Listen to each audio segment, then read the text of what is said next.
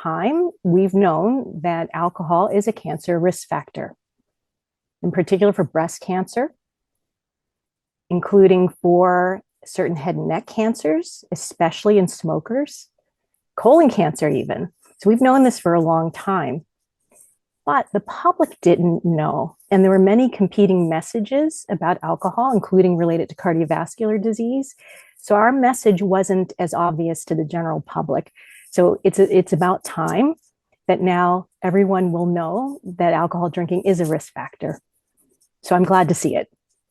So research tells us that about half of Americans know that alcohol is a cancer risk factor, and the other half doesn't know. And again, they're competing messages related to cardiovascular disease, but also they're important messages about don't drink and drive, don't overconsume alcohol, because it increases the risk of people getting into fights and not being able to function well. So there were important competing messages, but now it's clear, and we need to make it even clearer to the public, that even moderate levels of alcohol drinking are a cancer risk factor.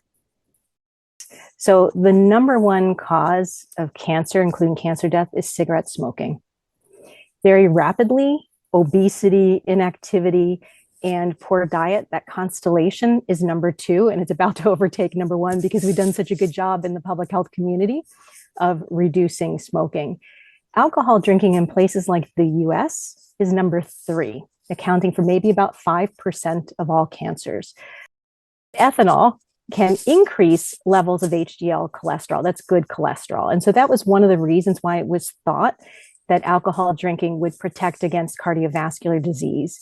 At this time, the benefits are not, they don't outweigh the risks related to alcohol drinking in general. So we have to think about alcohol and its effects on so many health states and people's ability to be productive in society. So if you take everything together, the small benefit related to cardiovascular disease doesn't outweigh the other potential harms of alcohol drinking, including drinking at moderate levels.